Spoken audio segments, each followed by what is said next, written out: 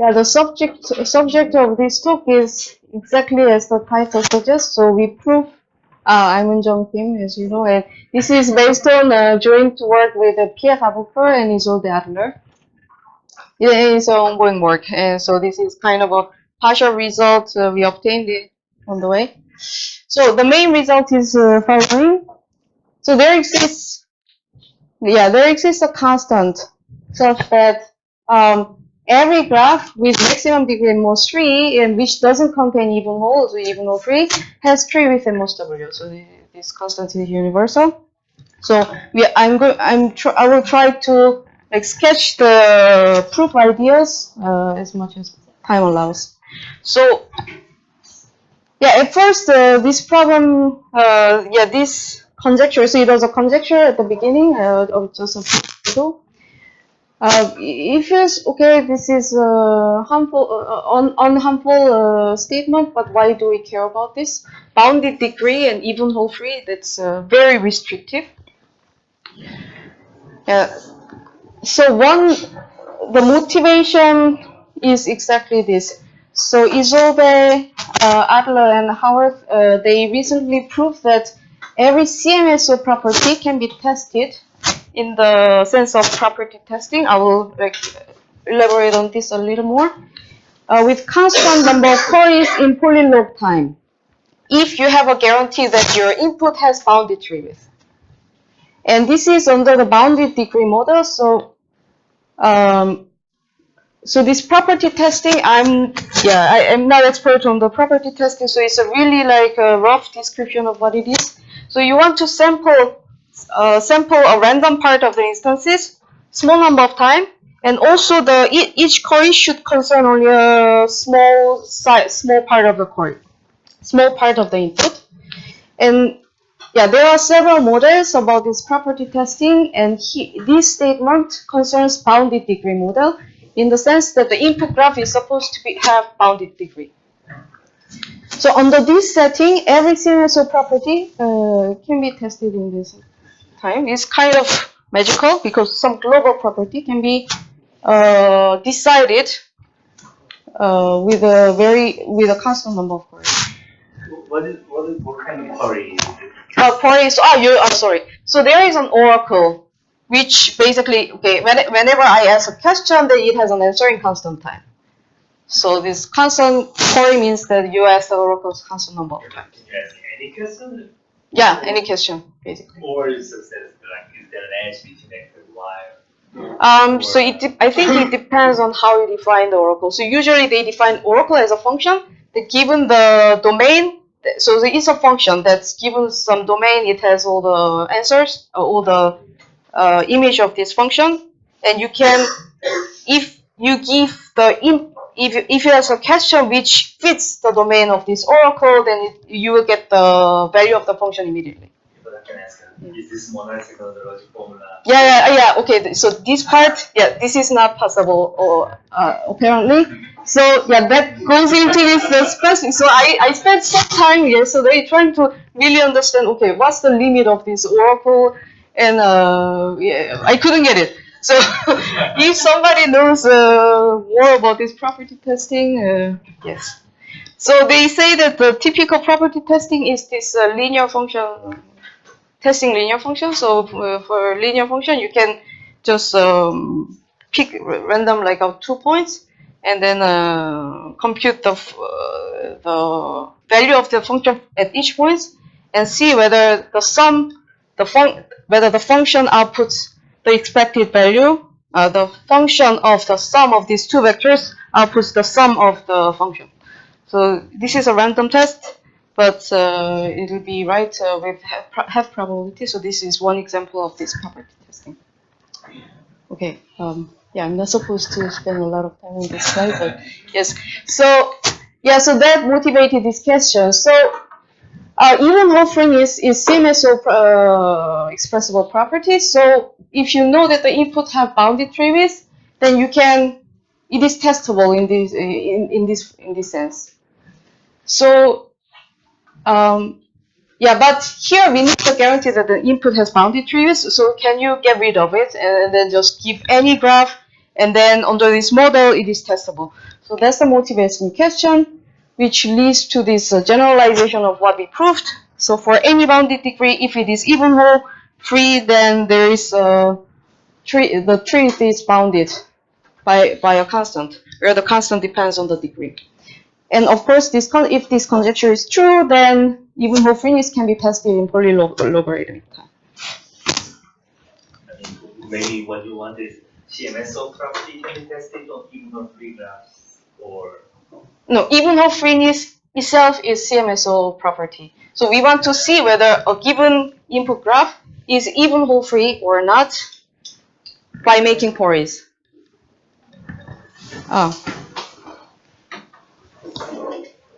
Yeah, so evenhole freeness itself is CMSO property. So according to this statement, evenhole freeness can be tested in this time under this model. But provided that the given graph has bounded treewidth.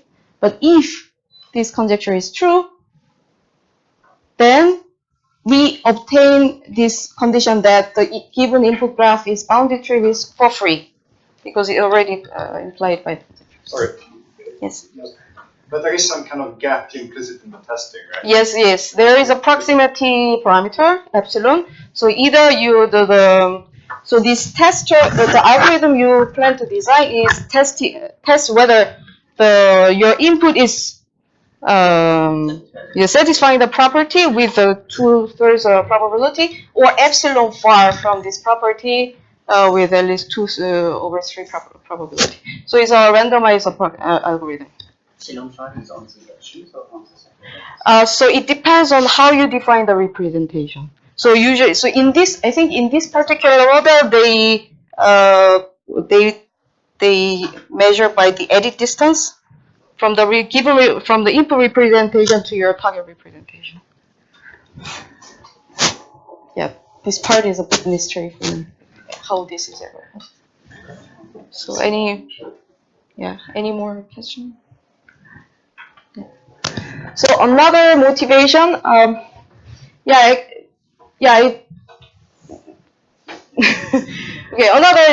this is a wild question. So can we have like some polylogarithmic treewidth bound for some graph classes, but we also, yes.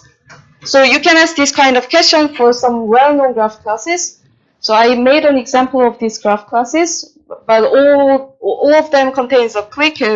Clique is flow-free or theta-free. So we need some kind of constant which depends on the maximum clique size. So okay, let's pose the question like this. So is there some graph class, meaningful graph class, such that its treewidth is bounded by f of omega times polylog n? So I think some people from the structural graph theory community are interested in these kind of questions.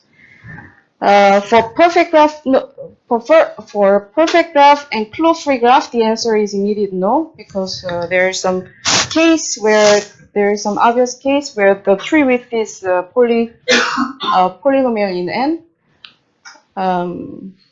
N to the epsilon for some epsilon. But we thought about it a little bit yesterday, and for closed-free perfect graph and theta-free perfect graph, this question is valid. There is no obvious counterexample as far as you can find. And evenhole free, there are some people who believe that this log n, polylog n treewidth bound is possible. And so this is the context that we studied this question. So how did we prove this? So there are two proof ingredients. So first, there is a notion of three-path configuration. What is this? So it's a graph consisting of three vertex disjoint induced paths, such that the union of any two of them induces a whole. So if you think about it, the graph looks exactly one of these following forms. So it's theta or prism or pyramid. So in this talk, we are not going to care about this second kind of graph. And it is not very difficult to see that if you have three-path configuration, I call it 3PC, so that its endpoints are either both of them are single vertices or both of them are triangles, which I denote as star star, then it contains an even whole. Because these so two of these three paths have the same parity. So if you make the union of them, it is even whole. So this is an obvious obstruction for even whole finis. And we are going to use this thing, but in an arbitrary graph of large tree width, it's not clear how to find such a thing, because you can have a lot of crossing edges and things like that.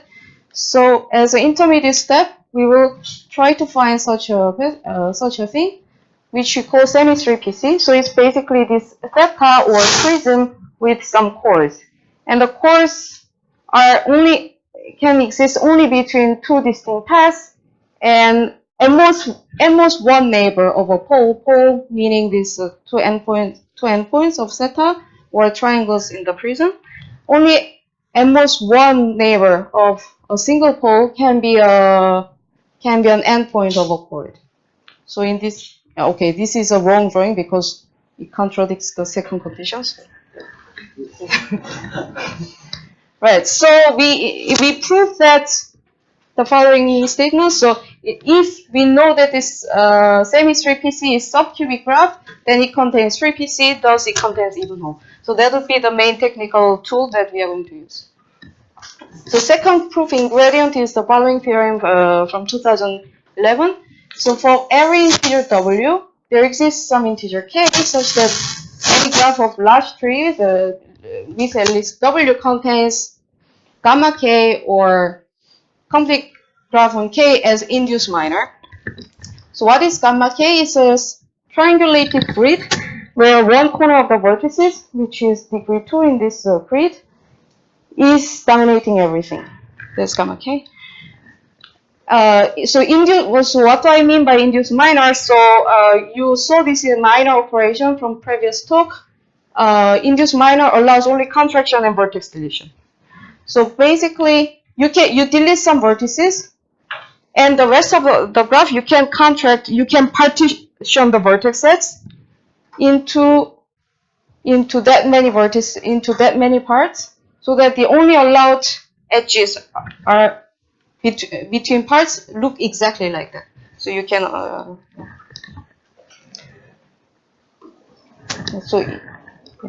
So either you have kk or gamma k, this triangulated grid as I just mentioned. So how does the proof look like? So suppose that you are given an arbitrary graph, and suppose that the tree width is large, so that it contains gamma k or kk as an induced minor. Okay, then we do something. What do we do? So first, if G contains gamma k as induced minor, then we will find this 3PC with the same type of poles immediately. So we are going to see this. Maybe I will skip it depending on time. And the second case, if G contains kk as an induced minor, then we can show that this model contains semi-3PC as an induced subgraph. And finally, this technical lemma, which says the semi-3PC implies 3PC, and thus it contains even whole. You can apply this lemma to the second case, which implies then, and in both cases, we can conclude that G contains an even whole.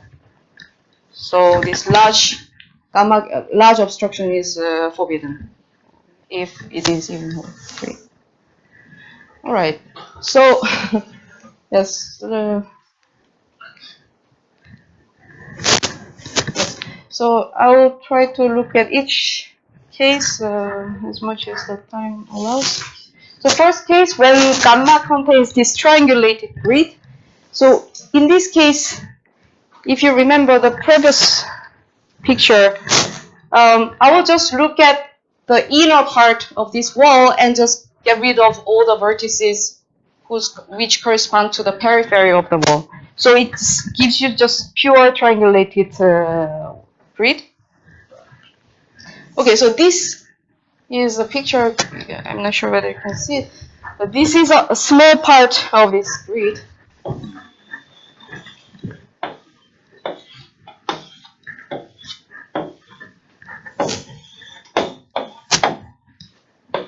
So you have 9 grids here,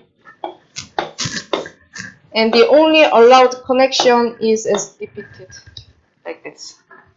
So here on this part, so our goal is to either find this theta or prism.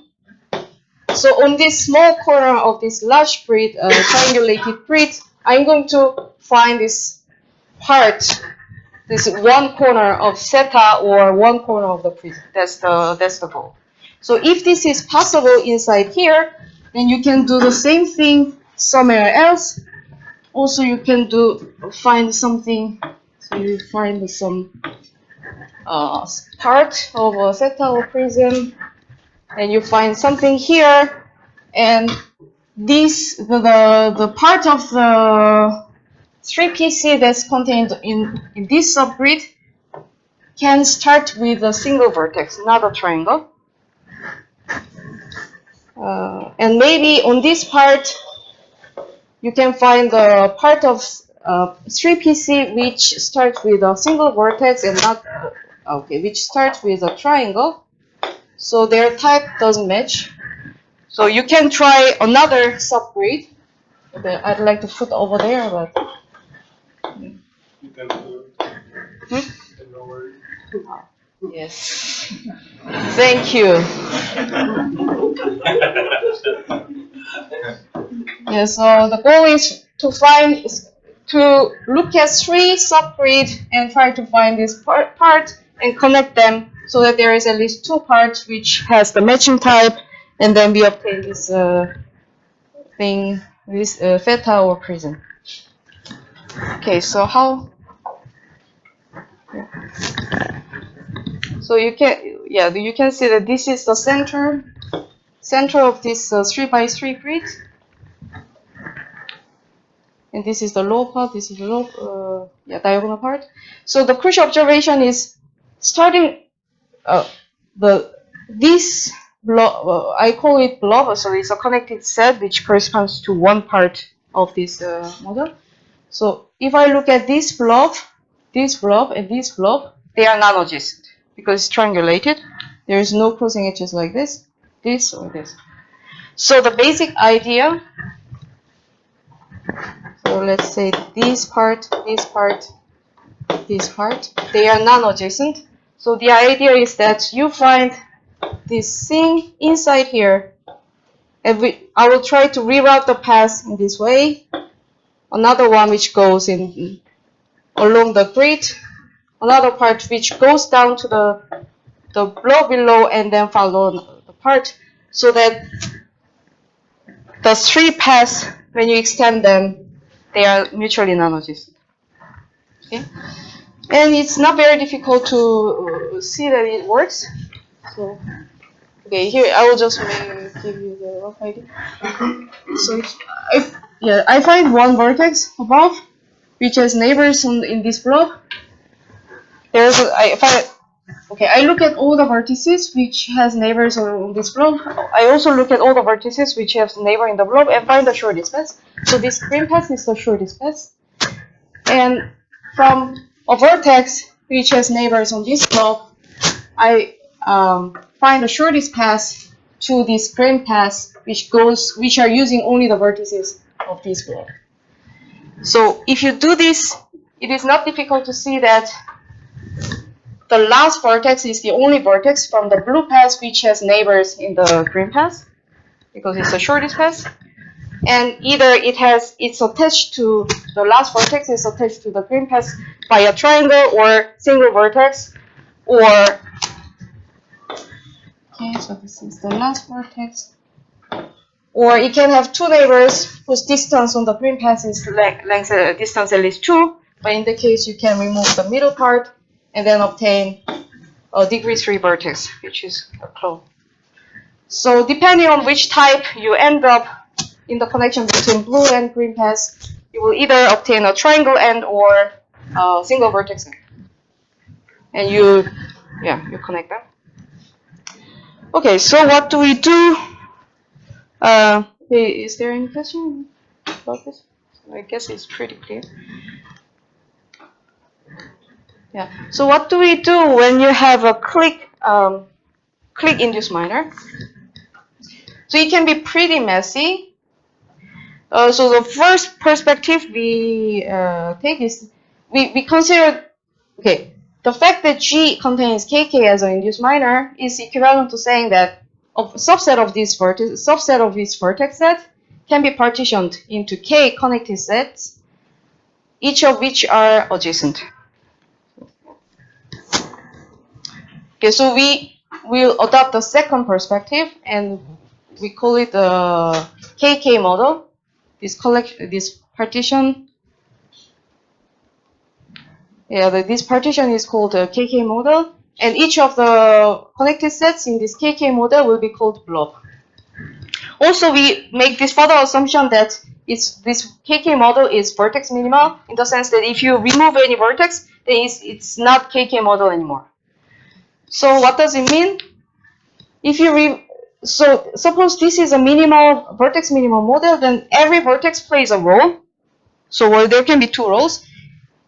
If you remove this vertex, why we cannot remove this vertex? There are two reasons. Either the blob which contains this vertex is connected crucially using this vertex, so there is a cut vertex inside it, so that's why we cannot. Or it's not a cut vertex, but it provides the vital link to some other blob. So which means that this vertex is the only vertex inside this blob which is seeing some other blob. So one of these two things happens. Okay, this is something good to know. Yeah. So using this vertex minimal assumption, using Ramsey argument, you can easily end up in one of the two situations. So either you find a large KK model inside a given KK model such that every two blobs has the following relation. So you take two blobs inside this KK model, then the induced subgraph by this vertex that contains a cut vertex which isolates one blob. So what I mean is that, okay, consider the union of these two blobs, then this is a cut vertex, and that blob will form one component in G in the graph induced by B union B prime. And the other case is that between no two blobs, the first statement is true. Which means that between any two blobs, there exists at least two vertices which are seeing the other blob. So of course you can. So the way we obtain these two, one of these two is obvious. We color So we consider the original KK model as a clique, and then you color the edges depending on the relation between these two blobs, and either you find a large clique of color 1 or a large clique of color 2. Depending on which case you end up, you either obtain a large KK model with this relation or with the second relation. Right, so suppose now we have this homogeneously related KK model. So the plane is similar to the triangulated grid case. So in one blob, or maybe including also the neighbor of this blob, I want to find a small part which can be the one end of either theta or prism. Also, from another blob which is non-adjacent to this yellow part, I want to find the subgraph which can be this part of theta or triangle. And then I want to connect these three paths together so that it actually becomes semi-3PC. So that's the plan. So how do we do it? So more specifically, we define what is called a minimal 3 configuration. So minimal 3 configuration is a vertex minimal connected subgraph contained inside one blob, seeing at least 3 other blobs. And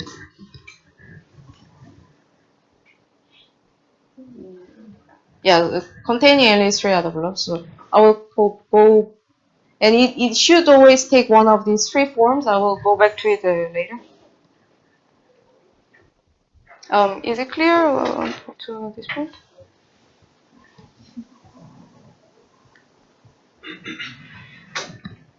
Okay, so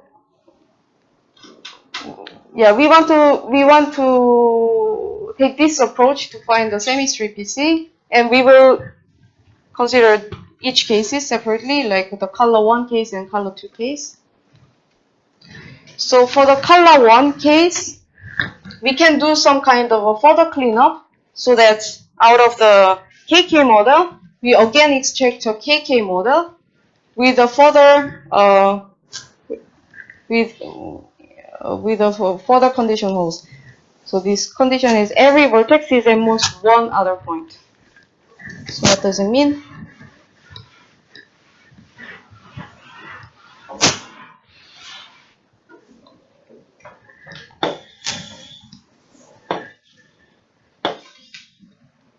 So yeah, recall that we are in the subcubic case. So every vertex, it is connected. So it should consume at least degree 1 inside the vertex, inside the blob. But it can also have neighbors, 2 neighbors in the another blob. So it can be like this, or it can have a blob. It can have a neighbor in 2 other blobs. So we can, with some technical steps, we can we can clean this up so that this assumption holds. So what do you do in this case? So first thing to notice is that if you find the minimal street configuration after the cleanup, so that every vertex is at most one other blob, then okay, now I see a blob and suppose I find the minimal street PC configuration, and it looks either like a path, so that the endpoints is seeing someone, seeing a blob, and they are distinct. And some intermediate vertices are also seeing some other blob.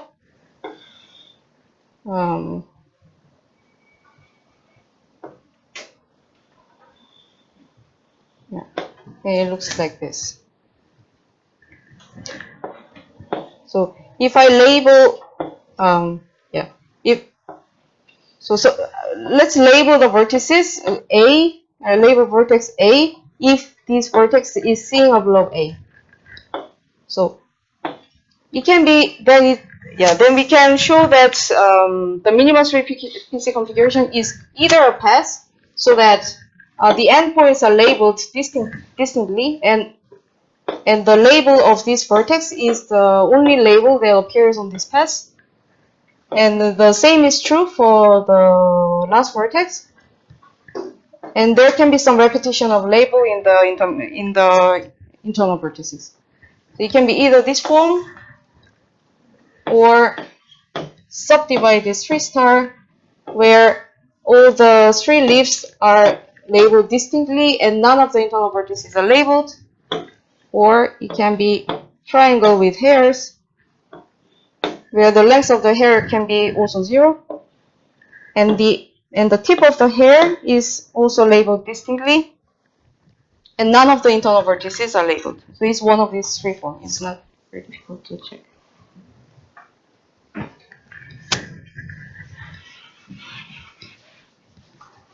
Okay.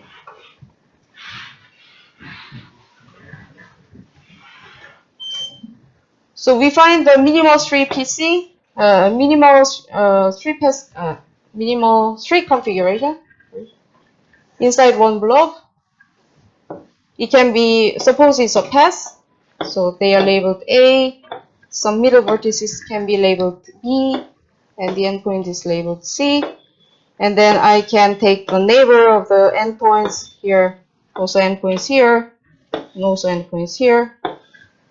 And because of the guarantee that each vertex is labeled exactly once, so the label means the blob that this vertex is seeing, and after the cleanup, we know that every vertex is almost one other blob.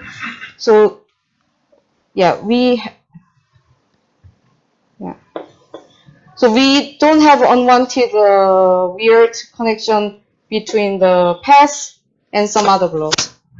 But it can happen that if you draw the path starting from the neighbor of the internal vertices or endpoints, then there might be some edges like this, which will provide a chord of the semi-3PC.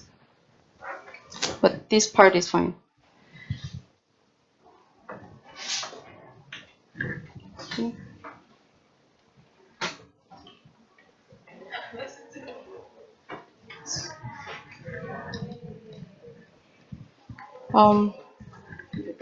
Okay, there is not enough time.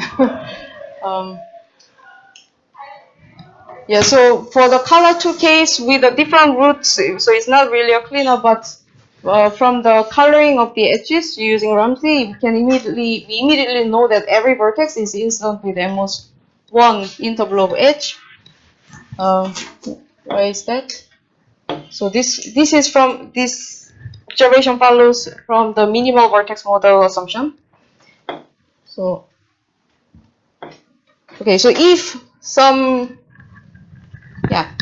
vertex is having two neighbors, two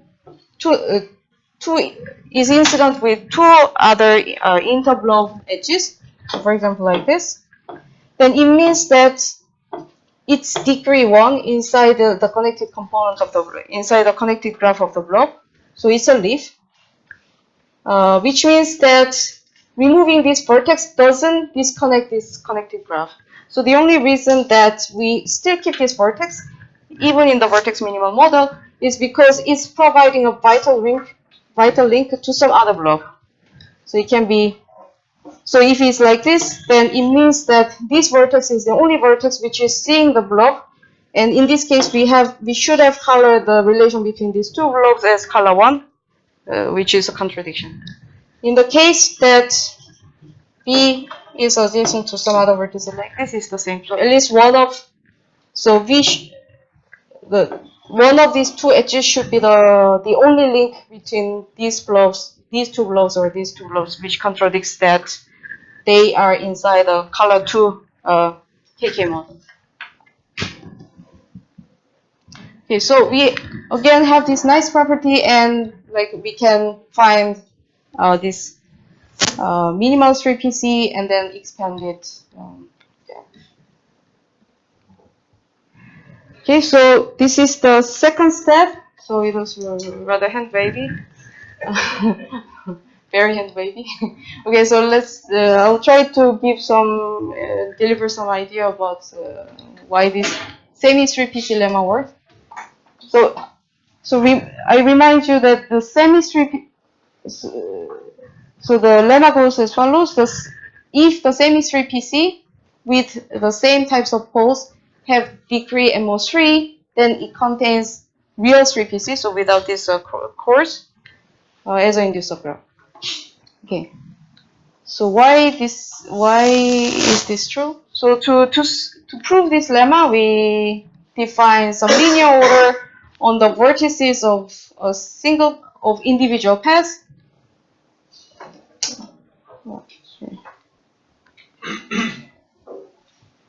Yes. So I take one of the poles, say S, and then we can make a canonical linear order on the vertices of P1, P2, P3, so that if a vertex is closer to S than the other vertex, then U is smaller than B. Okay, so the definition of semi-3PC, yeah. wasn't that you will just one pole? So how is it semi-3PC? So the semi-3PC is a 3PC plus some additional edges. So yeah, some additional edges. So that additional edges which are called chord, and any chord is between two distinct paths, and not all three neighbors of a pole is adjacent with is incident with the chord. So that's this is actually a symmetry piece. So there is no code going out from the proof.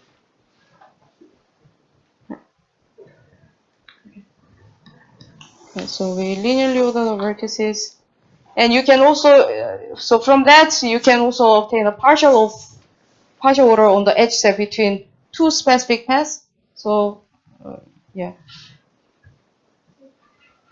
So we say that HE is smaller, less than or equal to F with respect to paths PI and PJ if both endpoints are smaller than the endpoints of F. So this is obviously transitive. So if you look at this path, this path, this path, then this chord is smaller than this chord, and the transit, and the relation is transitive.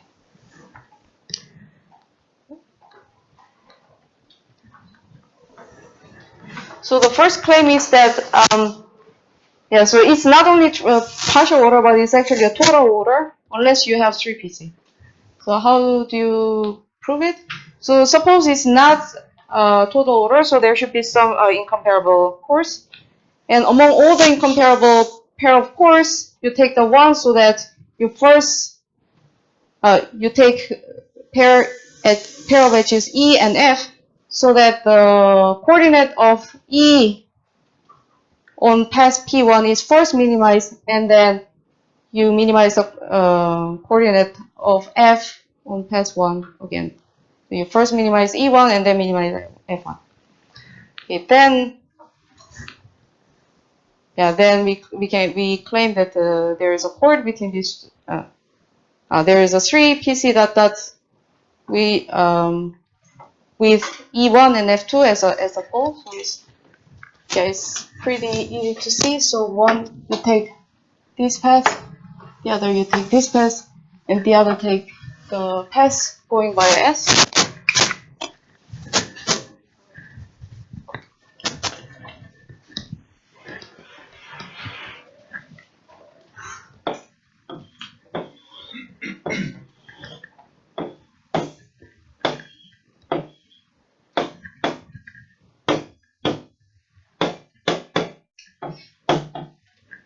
Okay, so the reason, so you take this path,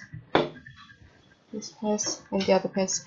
So you know, we only need to check that this is actually induced. So none of the paths are adjacent.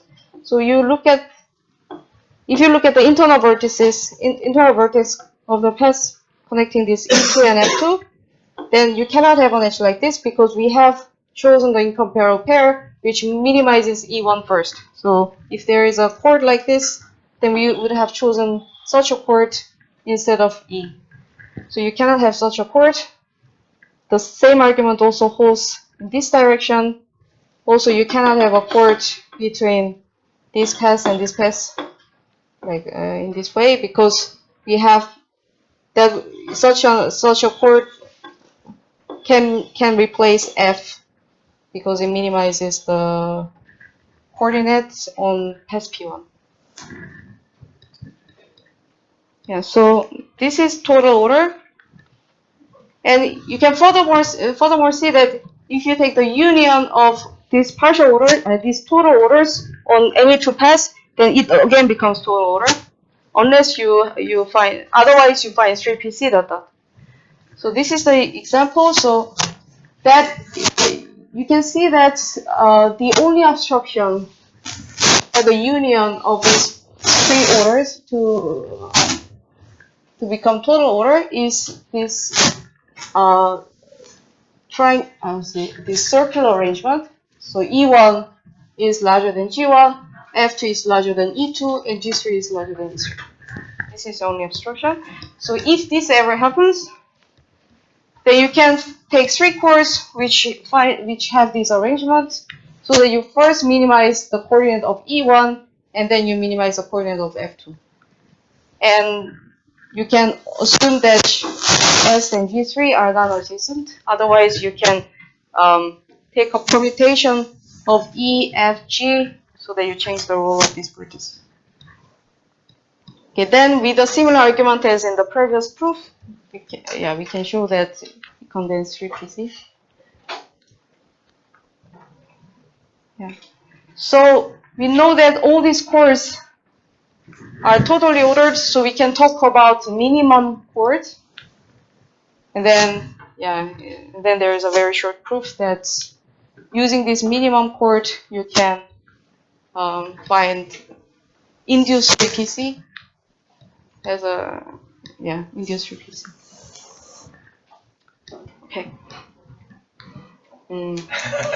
Yes. Yes. So so this is for subcubic case, and we try to generalize it for general degree bound D. So for example, the semi 3PC lemma works for general degree bound with, and actually the even a little more general case than the semi 3PC also works. The coloring is, we can also do the cleanup stage and Ramsey coloring and so on and so forth, but there are some crucial cases remaining, which is basically you end up in color 2 case, so that between any two blobs there is no cut vertex which isolates one blob. So you have these two links like this. But now this nice property that every vertex is instant with at most one interblob edge does not hold anymore, which is then it becomes very difficult. So if you're interested in this problem, we can discuss. Thank you.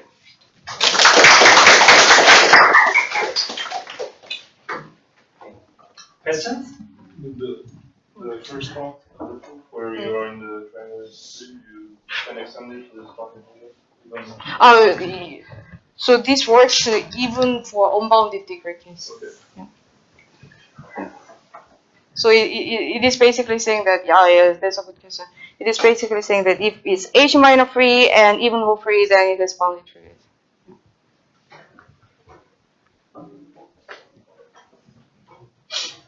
Yes. Why you need such a not all neighbors or all with instant code?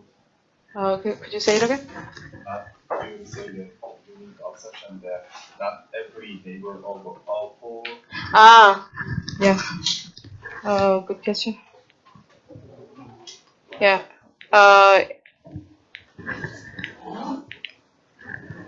We need it so that G3 is non-adjacent with this. That's the only part we use it.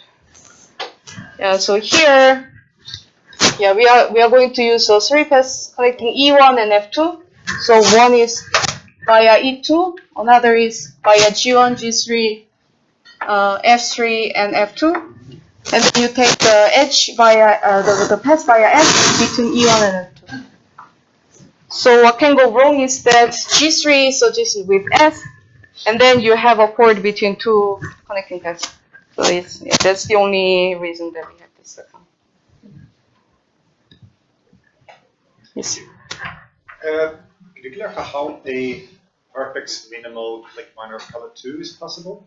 How the blobs can look like?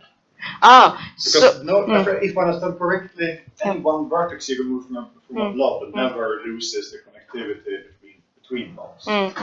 So when you obtain the color 2 case, then you don't remove the vertices immediately. You don't make it vertex minimal. So you start from vertex minimal and make color 1 or color 2, and you don't make it vertex minimal anymore. So leave it there. Any other questions? Let's take this.